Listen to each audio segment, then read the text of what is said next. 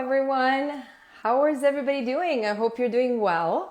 I am really excited to be doing this live because I have a very, very special guest today for you.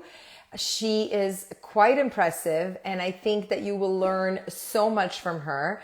She is somebody who has built a big fortune for herself. And I do see her on here. I just hope that she can join us. Whitney, if you can, please press the little camera with the plus sign, and so we can have you join us. Oh, there we go. Here we go.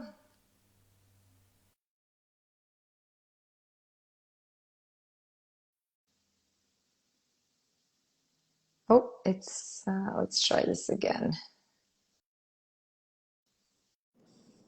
Oh, hi. You did it. Well, I was, you know what? Actually, I just follow your lead. I got a buzz. I was like, all right. And I'm like, now I just got to figure out how to get on here. That's awesome. Well, I'm so happy you're here. I was telling my followers that they're in for a treat because, I mean, there's so much you have accomplished, so much you have done. You have a daughter. We can learn so much from you. And on top of that, you are just releasing a book. So, Whitney, do you want to actually tell us a little bit about yourself, who you are, what you have done? So that these people will understand like why they need to be part of this live and listen to everything that we're going to talk Yeah. about.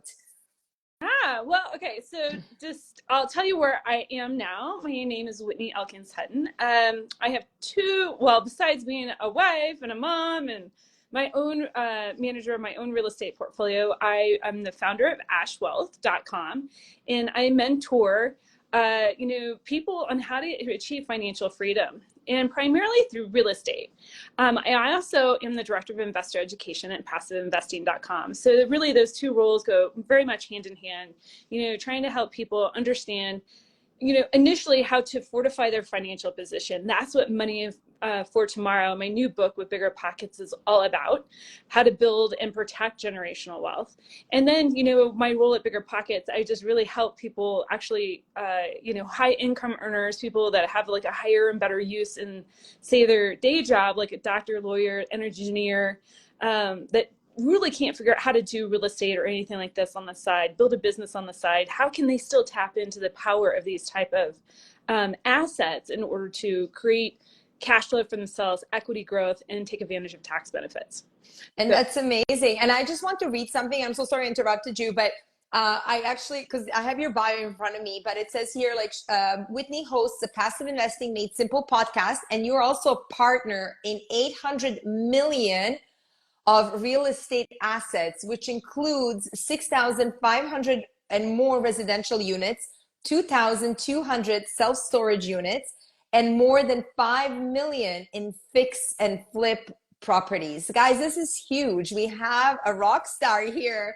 So, feel free to pop your questions in the chat box. I would be happy to ask Whitney, those questions and have her answer them.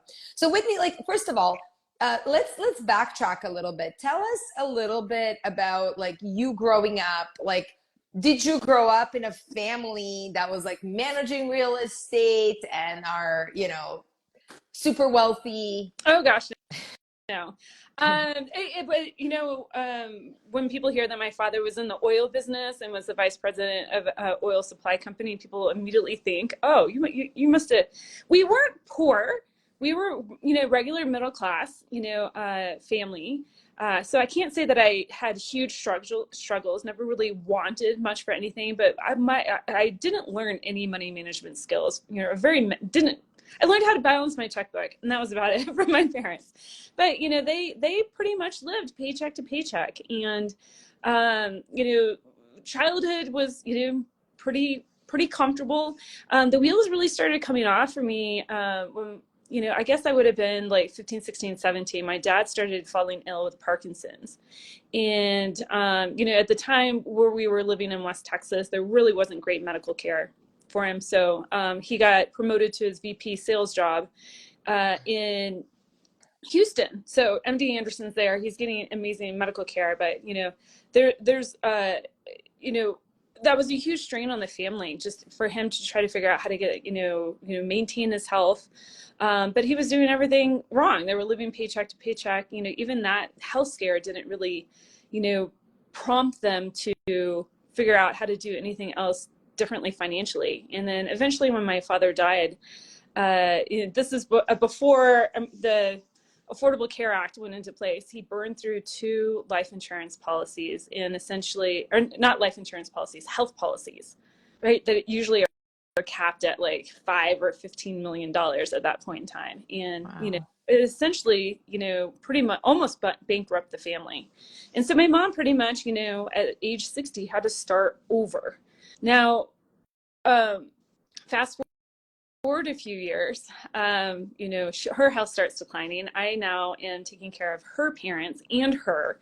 And that's really when I started kind of realizing, okay, they've had a very good, solid life, but they are completely unprepared for retirement. And unfortunately, when my grandparents started passing away, and then eventually my mom passed away, and then my other grandfather passed away, the light bulb really came on for me. I'm like, how is it that they work their whole entire life, had nothing really built up as far as retirement, and now the system is starting to kind of erode their wealth, like through taxation, penalties, fees, probate, all these things. And so I really I calculated it after my mom passed away. She was the last major family member that passed away.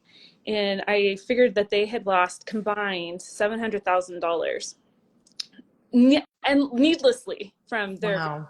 estates. And so people were like, oh, well, that's a big number. Okay, I'm going to compound that out at 29 years at 7%. Like, if they were able to hold on to that wealth, keep it in their own bank accounts, that's $5.3 million lost to my generation and my daughter's generation. That Wow.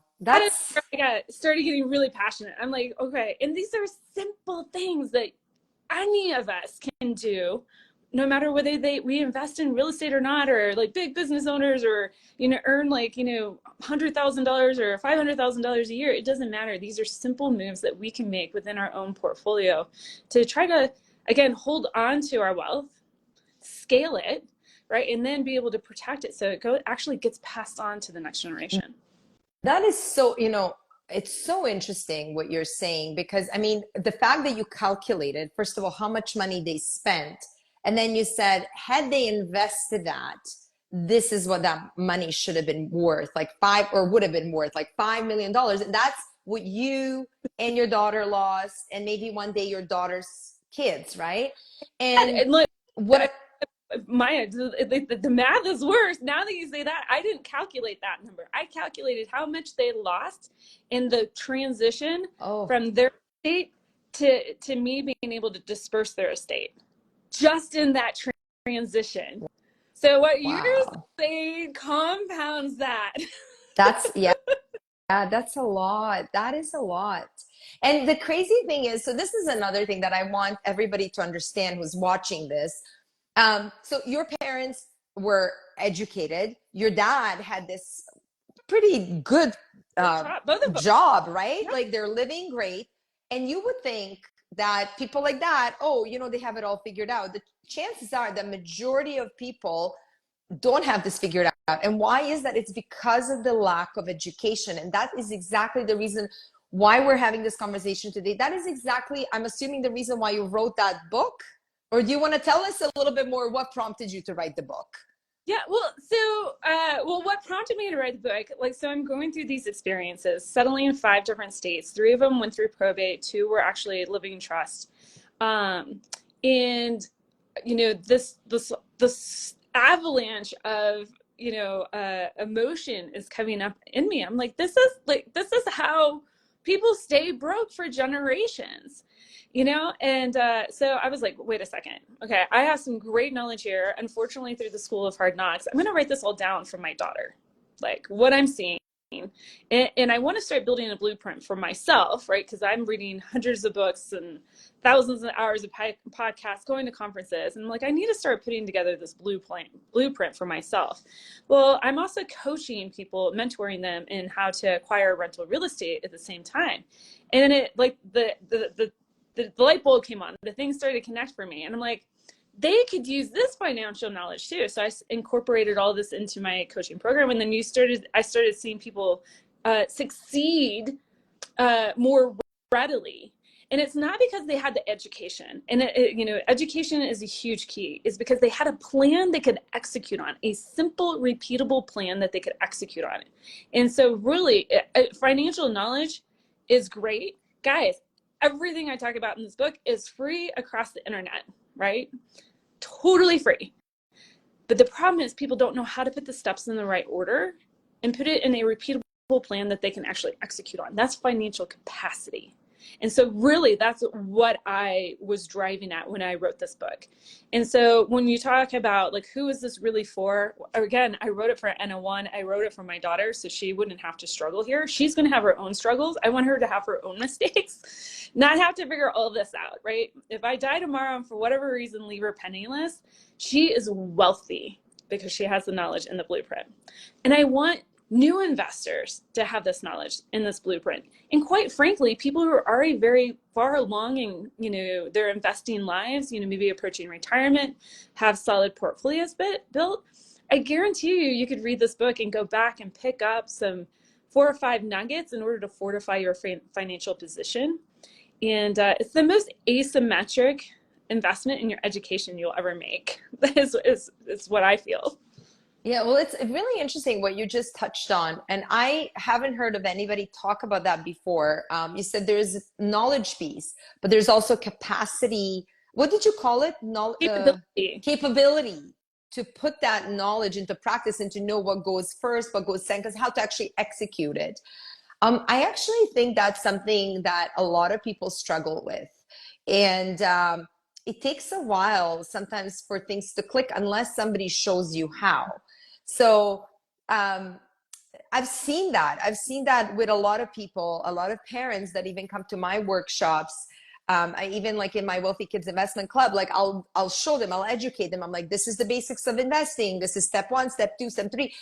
But what I cannot do, I'm not a financial advisor, so I can't really take them by the hand and, like, implement some of these things. So I show them how to, assess their own risk and do things, but yet sometimes, like, there's that step that's the missing piece. And I think a lot of people struggle with that. So do you think, like, what would a reader get? What would be, I would say, like, let's say, like, 1 or 2 big nuggets of wisdom that your reader would get from your book? Well, I'll give you kind of a nugget that's overarching with, a blueprint, like what I mean by execution. And then I'll also give you, like, some tangible, maybe 6 ways that you can protect your health. Not health, wealth. Health. Well, I just sometimes done working out, guys. So health is on the Me back. too. Health is wealth. So exactly. Okay.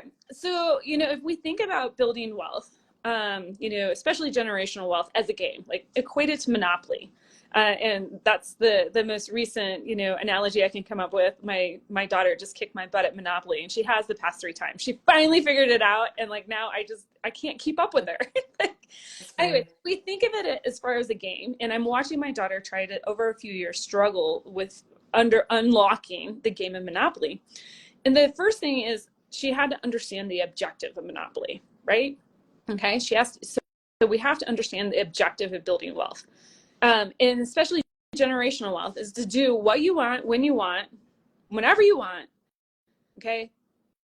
And be able to pass this on to the next generation, right? That's generational wealth. That's the objective. That's what we're trying to do. Have enough passive income to do these things. Okay, it doesn't mean you stop working. Guys, I'm still working. I'm working harder than ever, and I love what I do, okay? Same. It means you get to create impact in the world. And, like, I wake up some days and I get paid a lot for my work, and some days I just get to work because I love it, right? Okay, so that's step 1. You're learning the game. You have to know the objective. Step 2, you have to understand the rules. Okay, and this is where people start skipping. They understand the objective and they start getting right into the tactics. right? Like, oh, I want to become wealthy. Okay, the objective is get enough passive income. I heard somebody invest in the stock market. I heard somebody start doing rental real estate. I heard somebody doing private equity investments or fix and flips. So they start jumping right into the tactics without fully understanding the rules of the game, meaning that you have to create wealth, okay? Move your active income to residual income, meaning I'm trading my time for it, okay? Almost all of us have to start there, but I need to take those chips off the table and move it into investments where I'm not trading my time. It's residual. Okay, rule number one. Rule number two, you have to know how to protect it. If you do not know how to protect your wealth, if you don't have a plan for it, I guarantee somebody else does. The bank does. The government does. The retirement account fiduciaries and plan administrators do. Wall Street does, right? Okay, so we'll talk about some things there. Step number three is you have to understand how to grow your wealth. Okay. And this is where a lot of people, again, they jump ahead. They start getting into the tactics. They want to get in the growth phase without fully understanding. They have to understand the first two rules. Third rule, you have to grow it.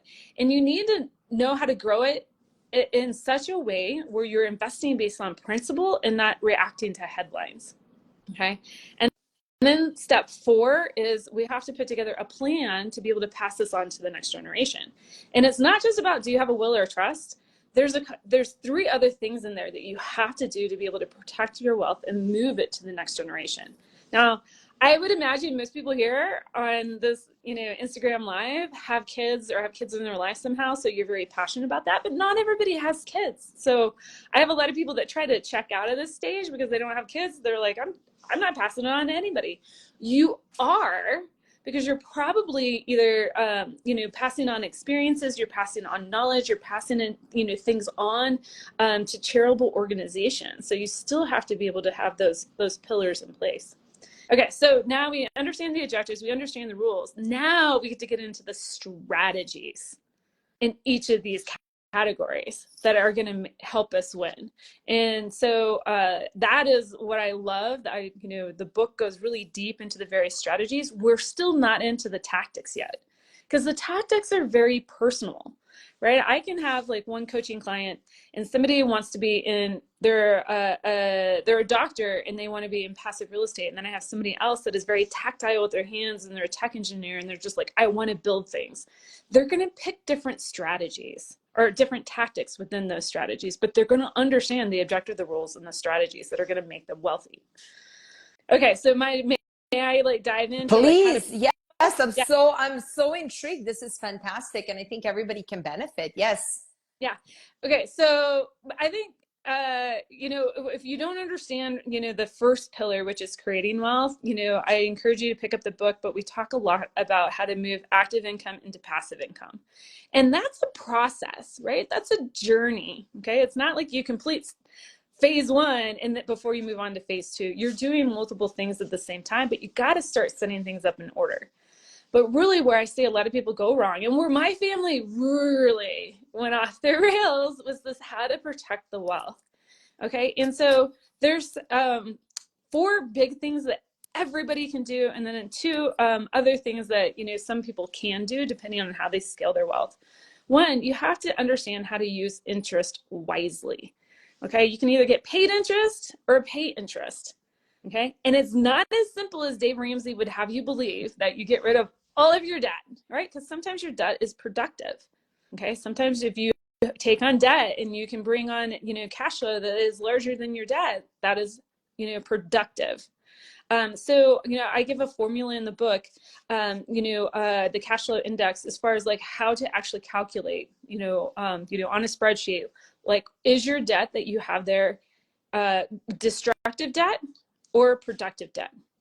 Okay. And it doesn't have to bring in cash flow. Sometimes like, you have a primary mortgage on your house. Say like you have 5 different debts lined up, credit card, car loan, your house mortgage, and then some, debt on your investment properties. Okay. Even though you might be paying 8% right now out of 2023 on your investment properties, and that's your highest interest rate debt, that doesn't mean that that's the debt you should pay off first. So I really encourage people to like pick up this book, go through the math, and figure out which one actually should be paid first. Step number two, or, you know, kind of like another way to protect your wealth is understanding how to use insurance wisely. Okay, so insurance is really meant to outsource liability. Okay, so you're essentially paying a company to be like, if I, like for me, health insurance, right? We're paying as a family $3,000 or $3,200 deductible for our family and saying, hey, we'll take on the first $3,200 of our health expenses. Everything else, we're passing on to you. I just ended up in the hospital 2 weeks ago for appendicitis. It resolved, guys. I'm good. But that was a $19,000 bill. How many of us could afford a $19,000 bill? And then Wow. compound that when your husband, like a year ago, fell off his mountain bike and like tore a shoulder up, and then your daughter had like a freak accident and fell out of a tree and broke her thumb. Like, you know, make sure you have these insurances in place. And it's not about having the cheapest policy, it's about having the best fit for your family. Okay. And this isn't the only thing. Health insurance, automobile insurance, okay, making sure that you have comprehensive coverage on your automobile. I just had a friend get her husband got their truck stolen with all of his work tools in there, and all he had was liability insurance, and so his work tools were not covered. Having proper home insurance or renter's insurance, okay, and so many of us are working at home these days, or have businesses at home. You want to make sure that your business at home is actually covered on your policy. Most home insurance and rental insurances require you have an additional rider on that policy to cover your work. And this is super important. You know, for an example, about a little over 2 years ago, we had a fire rip through the south part of Boulder County and take out 1,100 homes. That was super tragic, but the tragedy on top of the tragedy is most of the people hadn't reviewed their home insurance policy, and weren't adequately covered to rebuild their house, and so they were underinsured by 30 to 40% on their homes. And guys, our homes have been appreciating so very much, so quickly, like in the past 3 or 4 years. Nobody wants to inflate that bill, but if you ever had a catastrophic loss, you want to make sure you're covered.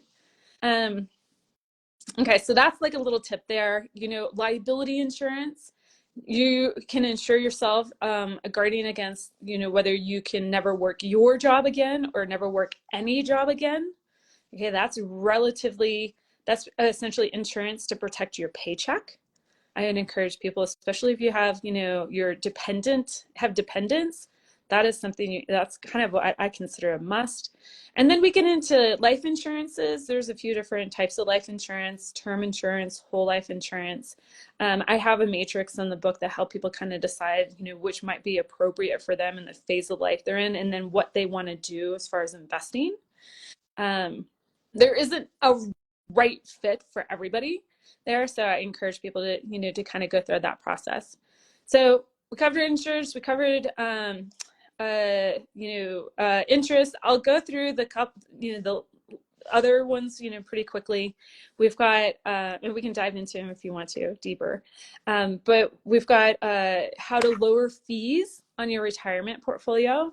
And I know you like love investing in the stock market. It's really wide, you know, you got to go eyes wide open on how you invest. And like Maya, I know you really help people understand how those fees impact their portfolio. But some people just go into and they hand their money all over to a financial advisor, and they're happy to pay like a 2%. You know, I don't think they really realize that they're paying that. I think that's the problem. I think a lot of them are not aware. They don't even ask questions like, how much are my fees? And they don't also think what those fees translate to, you know, 10, 20 years down the road. So if you don't mind, like, please talk about what you were just, you know, mentioning, like, how do you lower the fees? Well, I mean, so, you know, it depends on how you're investing, right? If you're investing in your company 401k, you may not be able to lower the fees at all. Now, that doesn't mean you don't have choices. You could maybe stop at, setting aside funds there, or just set aside funds until you get the match, and then look at other vehicles outside of your company's 401k if the fees are really high. How do you figure out the fees? Talk to your, company fiduciary to figure out the true fees that are being charged, not just your expense ratio. That's the little bit of charge. If you look at VTSAX, or what is the equivalent, VTO, like Vanguard VTO, which is the ETF, like you probably have like a 0.3% like expense ratio. That's pretty small. We want to like understand what is the plan administration fee on top of that. Why is this important? Because you start adding the fees, if you're setting aside $10,000, 2% to manage that every single year doesn't really seem that painful, but it's not as simple. Those fees compound over time as your account grows. All right. Right. Yeah. And so I have graphs in the book and you can go to empower.com. They have a fee analyzer that I absolutely love, and you can connect your retirement accounts, your 401ks. You set the little sliders there to say, how much am I putting in? How much are my fees, total fees that I'm paying? And it'll show you, initially, like, it doesn't look like you're paying that much, but those fees compound just as your wealth compounds over time. The fees compound over time. And this is how most people are losing tens of thousands of dollars or hundreds of thousands of dollars. And guys, I did not stutter. Do this for yourself. Tens of thousands of dollars or hundreds of thousands of dollars. And the average person who's putting away 10% in their retirement accounts and paying these high fees are probably giving up somewhere between 2 to 5 years of their retirement. Which is so scary. And it's also more scary that a lot of people are not simply aware of that. Like, we all know, and I've been there, because before I actually started learning how to invest and how this works, I realized, like, I knew investing is important. So as soon as I started working, I started investing, and but I trusted somebody else to manage my money. And I was like, okay, hands off. I'm a busy mom, don't have time. And it wasn't until like I started looking into those fees, not even on my own investment accounts, it was for my kids' investment accounts. And then I started seeing like how much those fees were and like how much they were taking away from my kids' accounts. That's when I started paying attention, because Mama Bear came out and I was like, whoa, that's wrong. So I started learning about it, and I realized it's not that complicated. Like, everybody can learn this stuff and protect themselves. So, but please go on and tell us more, because I know that you left out some steps or some things that we can do to protect ourselves. Yeah, so so fees, very passionate about. There's more guidance in the book that you can follow. As far as taxes, that's another way, right? And all these are meant to help keep money in your pocket so you can invest, because and that way you continue to create velocity with your own money, not put money in somebody else's pocket so they can invest and they create money, velocity off of your money, right? The way I read a book, early on with my daughter called The Richest Man in Babylon. And they talk about investment babies making babies. And that was like, my daughter's 6 and she was like, I got it. Like, I was like, yes, like, I'm playing cash flow with kids for her whenever she was younger. And the only objective with cash flow for kids is I wanted her to understand the difference between an asset and a liability. You know how many Barbie dolls I did not have to buy at Target when I would take her? So it was amazing. Okay, so the other big one, taxes, right? How can you really arrange your affairs to pay? You can arrange your affairs as such that you're paying the lowest tax possible. Okay, this isn't about avoiding tax. This is about shifting taxes into either paying them through investments, okay, where they actually become a business write-off, or actually just lowering your adjusted gross income legally. That way you keep more money in your pocket to invest. Now, most of us, if we're just working a day job, we're going to have access to certain credits, tax credits, and we're going to have access to our retirement accounts. But if you start investing in, say, a business, building your own business or rental real estate, now the doors start opening up, because there's so many different ways that you can lower your tax liability. through business deductions. That's why I'm so passionate about rental real estate, because depreciation is one of the largest business deductions that you can legally take. So I have a whole chapter in there on how to use rental real estate as in, and the deductions, through there in order to help like shelter income. Okay. But you can use business deductions. You can also shift incomes through paying them instead of you paying income personally. So say like you have a little side hustle and it earns you like $30,000-$40,000 a year, which is amazing, right? I would argue that you have like a nice small business. Don't make it a sole proprietor business. Let's work with an accountant to move that over in a lawyer into a LLC, maybe tax it as an S corp, right? We're using entities now to lower our tax base. Okay. If you have kids and you have a business, how can you now utilize their tax bracket, pay your kids in order to lower your tax liability? For me, my daughter, she works, we have a camper van rental business.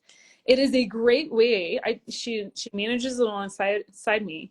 It's a great way for me to pay her, for exchange of value, but also she's learning business skills and she gets $12,500 tax free. I don't have to pay taxes on it because I paid her, and we use that, I'm blanking there, her allocation, like under her standard deduction, to keep that income tax sheltered. She pays for her climbing. She pays for, all of these activities that she does. These are normal things that we would have paid for, but she gets to pay for them. Now there's certain things the IRS kind of frowns upon, like, parents should provide some stuff, but, her kids' activities, clothing, stuff like that, she pays for it. So those are 3 things that you can do, you should do ahead of taking tax credits. And then the last thing that we should be doing is putting money in a retirement account. But it does require that we have some sort of business or an investment that operates like a business for us to take advantage of the other 3 steps to lower our tax liability. Right. Yeah, I was going to say, so just quickly going back to the tax thing, I know there's a question in the chat. It says, are we allowed to pay our underage kids to work for us? So the answer is yes. And a lot of wealthy people that have businesses do exactly what Whitney described. You can pay them up to, let's say, the deduction, and they're not paying any taxes, but the work that they do, it has to be reasonable work, right? Mm-hmm. And so I just want to also mention one other thing, because sometimes I tell, some of the parents that attend my workshops, it would be really good for you to like consult with an accountant, open up a company, whatever. And I think that sometimes people are hesitant to pay the fees, the accountant fees and the lawyer fees. And I always tell them that this is like the best money spent, especially if you find the right people. And how do you feel about that, Whitney? I'm pulling up my computer because I wish I had this like right off the top of my head. Like an hour with an accountant would probably be like, I don't know what, $300, but to save taxes 30% on, $12,500, that's $375. Okay, so you're making out just a little bit ahead, but then now you have a strategy that you can use year over year over year. Okay, I didn't even get to the really cool part. Like, these are things that I dive into the book, like extra things you can do. Now my daughter gets to open up a Roth IRA account. Okay, so she earned income, 0 tax, right? Because it's below her standard deduction. She now gets to put that in post-tax into a Roth IRA account. So it went in, taxes are already paid, and the taxes were 0. It gets to grow tax-free, come out tax-free. Oh, it doesn't count against her when she goes to apply for college, scholarships, stuff like that, or even loans. Okay, so this is like a little, like that $350 that you might have spent up front for that 1 hour of tax planning to get this all like lined out, maybe 2, can equate to you of thousands of dollars of tax savings. Now, if you have multiple kids, awesome, you're using the strategy with multiple kids, but also that is future investment in your child's wealth. Like that's, I mean, you know the math better than I do. That's probably like $12,500 a year in each child's account, that's like millions of dollars. It is millions of dollars. Yeah, especially if they leave it there for a longer period of time. And this is something like that I'm really big on. And this is something that I talk about a lot on my Instagram. And as you know, most of you guys know, I am Canadian. We don't have anything like that in Canada where we can do exactly the same kind of thing where, you know, if we employ our kids, and we do have deductions, they work in the same way, but to actually pay my child and have them invest that income into something like custodial Roth IRA, we don't have that. I really wish like that's something that we had here, because it is a beautiful tool to grow your wealth, to preserve your wealth, to pay less tax for you, for your business, as well as for your child. So, and I do think it needs to be set up properly. And I do think that, yes, it's worth spending a little bit of money up front, hiring the right accountant and, you know, to set things up. But then you're off. Like every year you can use the same strategy. So I think it's totally worth it. It's an asymmetric investment, right? It's in, I remember starting off on this journey and going, oh my gosh, I don't want to pay $350 for somebody's time. I'm going to learn all I can off of webinars and that and try to implement it myself. And yeah, I did that. And a lot of that work I ended up having to like undo, because I made just like little mistakes here and there when I could have just followed a plan and like had it like, you know, all taken care of from the very beginning. It's still an asymmetric bet. $350 to create millions of dollars for your child's wealth in the future. I mean, I'm looking, I will play that slot machine every single day. And guys, I'm a gambling person. I am so not a gambling person. Right. So I'll dive into two more things just really quickly. If there's somebody here that's going to, well, actually, I want to ask this question because I know there's several people here. How many of you plan to retire with more than $500,000 in your retirement accounts? Okay, let's hear. Just say me in the comments, just so that we can see how many of you respond. I'll ask the second question. If you don't know how to like, you know, calculate that, how many of you want to live on more than $25,000 in retirement? More than $25,000 a year. A year, right? Yes, thank you. Okay, so yeah, there's some comments coming in. People are saying me, me. Yeah. Okay, so if you need more than $500,000 in your retirement accounts to generate $25,000 in annual income from your Roth IRA or your traditional IRAs, most of us are like this. You know, somebody said me. Absolutely, that's me too. Talk to, especially if you're 5 to 10 years away from retirement, starting to draw down on your retirement accounts, you need to get with an accountant, tax strategist to understand if you're going to trigger what we call provisional income. Now, all the things that we were talking about, these are like the taxes, the insurance, the fees, and stuff like that. In interest, those are like 101 level. I just jumped up to everybody on a 401 level, like education. But I'm putting this in front of people because most of us want to be there and, you know, retire like with, you know, ample income, which means we have to grow our retirement accounts, but it's going to trigger this thing. It's a train wreck that's going to come at us, and it's going to trigger what we call provisional income, which means you get, especially in the United States, I don't know how it is in Canada, you get double taxed now on your Social Security. Now, some of us don't believe that Social Security is going to be around by the time we retire. Some of us do. Doesn't matter. You should get with an accountant and a tax strategist to figure out, how can you best organize your affairs to where you don't get this double penalty? Because you've worked so hard for 30 years, putting money into the Social Security pension plan, and only to now get double taxed on it whenever you pull that money out. Okay. That's maddening. Okay. But we can arrange our affairs as such to avoid that. And then the last thing I want to touch on, Maya, is make sure that you have planned it for your incapacity. This is another way to protect your wealth. And this is one of the ways that, you know, really hit hard on my family with final medical bills and stuff like that. You know, you know, my father had arranged his affairs appropriately, but, you know, he passed away in 2003 before electronic medical records.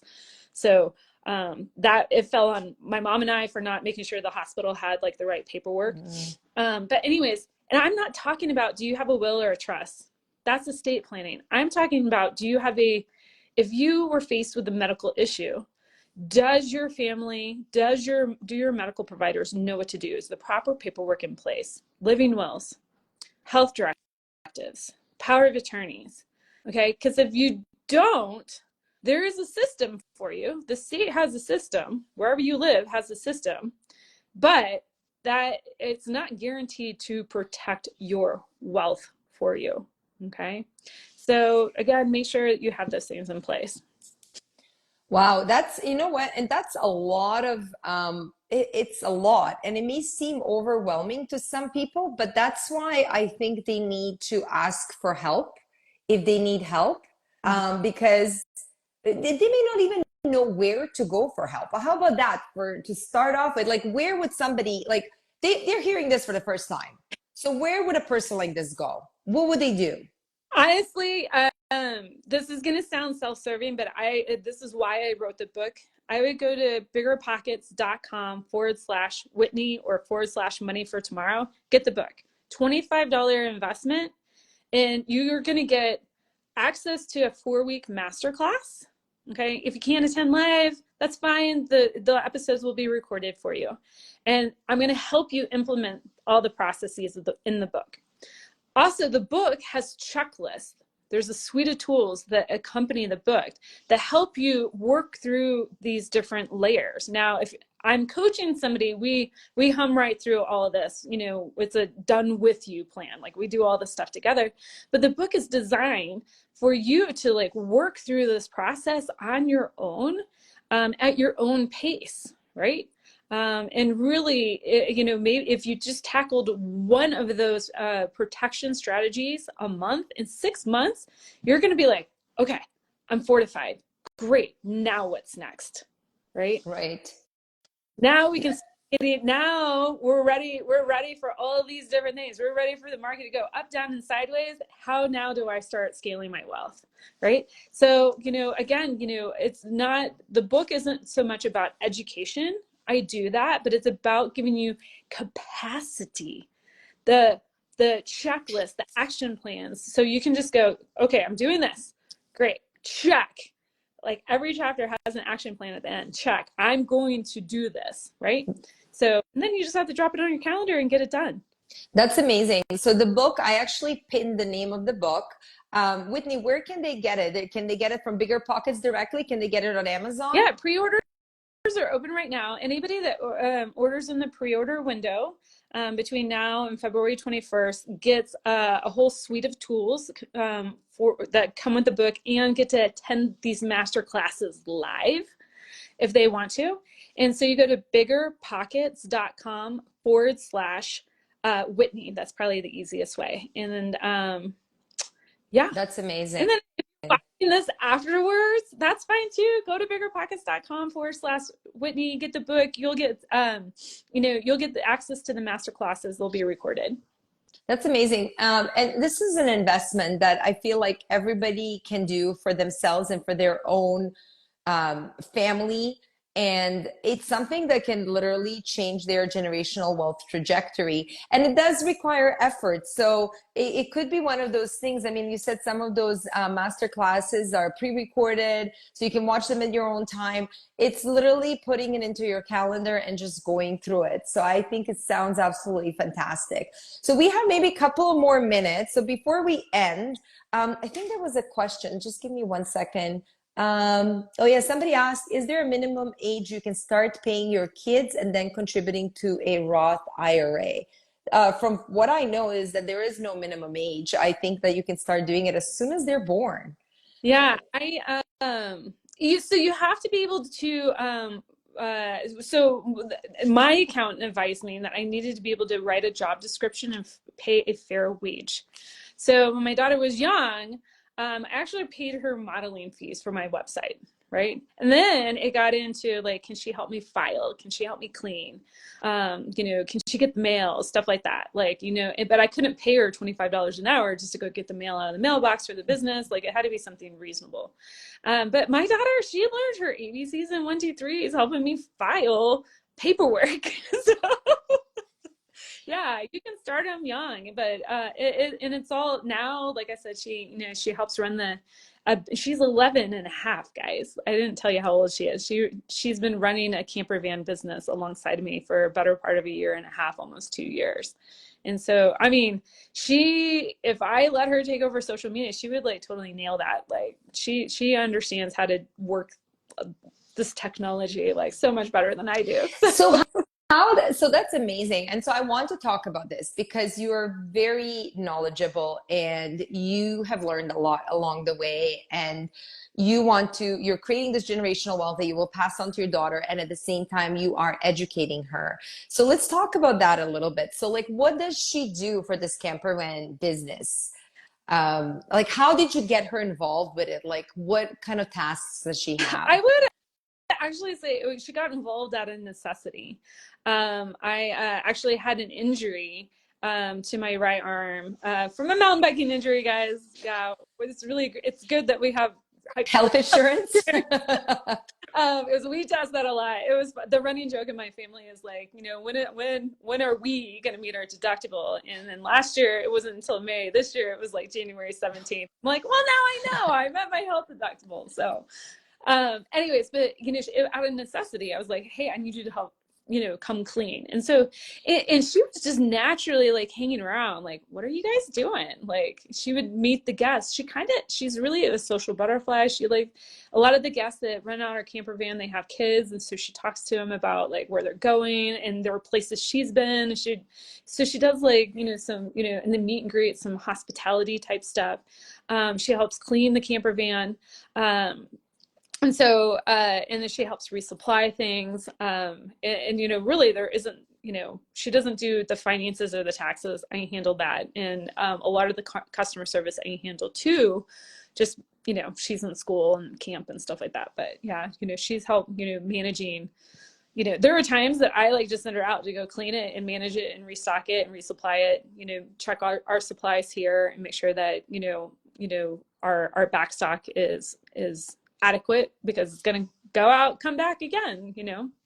Yeah, that's amazing. I mean, she sounds very grown up, and she's only 11 and a half. So that's, kudos to you for teaching her all that.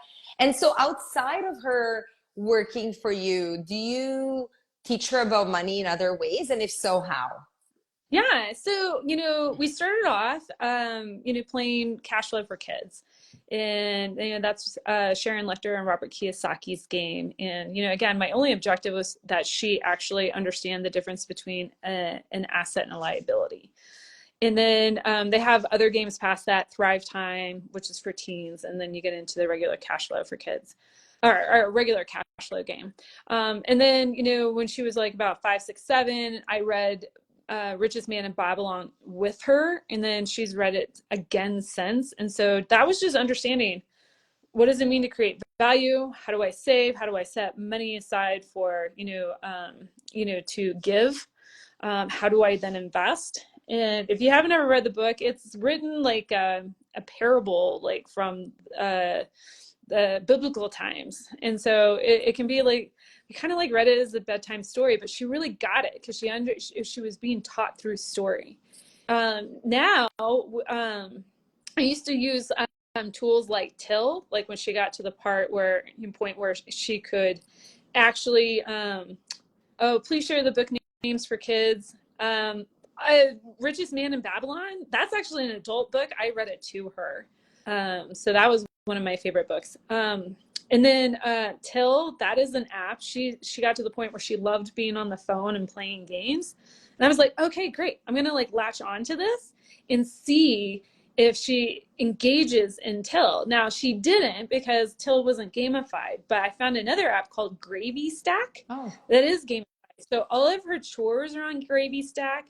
There's games that she can learn about finances. And I will say, it's a little bit clunky. It's a pretty new app. They're still working out the bugs, but she loves playing the games. They have like, Freedom Island. So the kids are trying to figure out how to get to Freedom Island. Well, they have to learn how to create income. They have to save money. There was one activity where she had to come to us and we had to go through all the subscriptions in the house.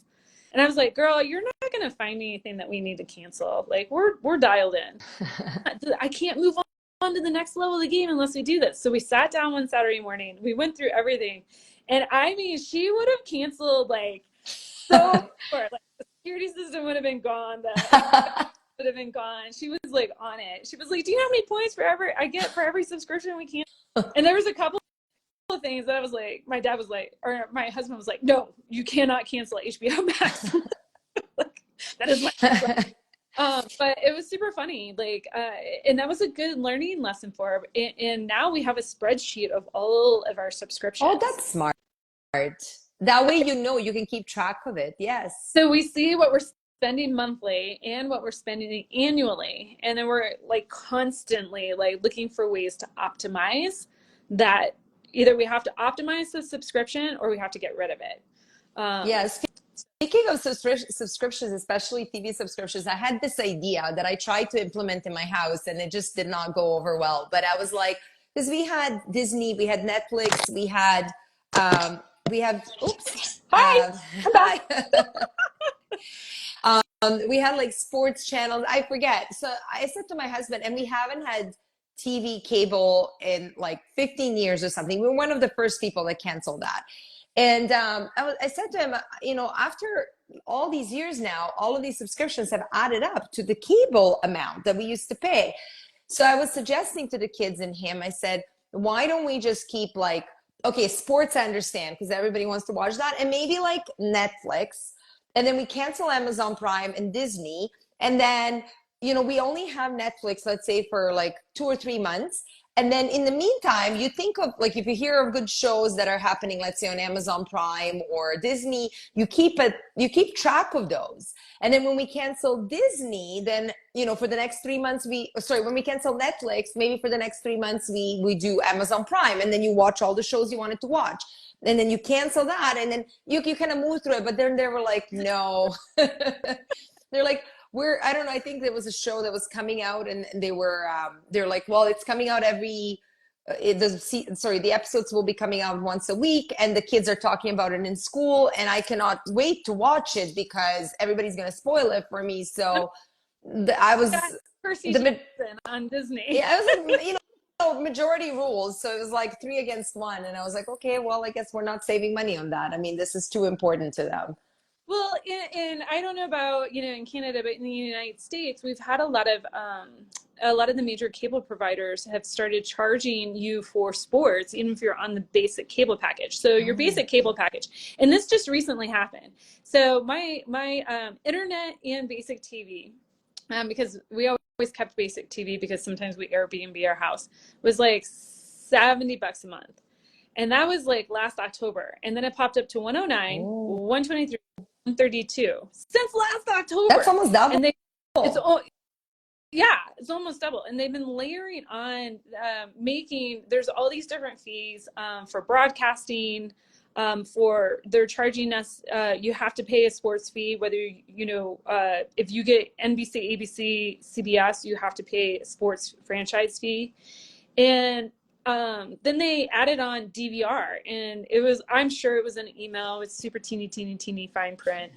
And anyways, I just logged on one day. I was so irritated. I logged on one day to our account, and I was just like, hit the button, because a lot of this you can do online. You don't even have to talk to a person. Remember, you used to have to call and threaten, I'm going to cancel and leave. Yeah. Or you got the better deal, but you could just go online, and we were able to find, we couldn't get back down to $70 a month, but we got back down to $81 a month pretty readily. And we were just like, we got rid of the DVR. That was a shock. And then there was a broadcast fee that we could get rid of. And I'm like, we're watching everything on streaming anyways. Like, we don't need this. Right. Yeah. And it's so interesting, what you just said. All it takes is a little bit of effort and finding that time, which of course I know is precious, especially if you're running around. But finding that time, logging into that account and seeing like, okay, what can I cancel? How can I keep my costs low? Which is exactly what you did. So we're coming to an end of this live. I can't believe it's been an hour and it's been most valuable. So thank you so much, Whitney. Can you please tell everybody where they can find you? Your book is called Money for Tomorrow: How to Build and Protect Generational Wealth. I pinned the title of the book to this live so you guys can all see it. But can you please tell everybody where they can find you, how they can work with you, and all the other great stuff? Yeah, definitely. So you can find the book on biggerpockets.com/Whitney, Whitney. That's the best place to grab the book. If you grab it before February 21st, you'll get access to all of those amazing tools that I talked about. After February 21st, there'll still be, some amazing tools attached to the book, but really the freebies are in the pre-order period. The bulk of everything that I talked about. If you want to follow me and learn more about what I do on how I help people individually, that's Ash Wealth, ASH Wealth.com. And if you're somebody who was like, okay, I'm ready to start investing in real estate. I've got a great paying job and I want to start figuring out how I can leverage that. You can also reach out to me at passiveinvestingwithwhitney.com. So a lot of places, but really try to help people on the various stages of their journey for financial freedom. So. Perfect. Well, thank you so much, Whitney. It's been a pleasure chatting with you and seeing you again. And everybody, please, invest in yourself, invest in your family, pick up Whitney's book. Make sure you follow her. If you actually go to the top left corner and you click on that down arrow, you will see her name there. Make sure you follow her and definitely get her book. And I will see you next time. Take care, everyone. Bye. Thanks, Maya.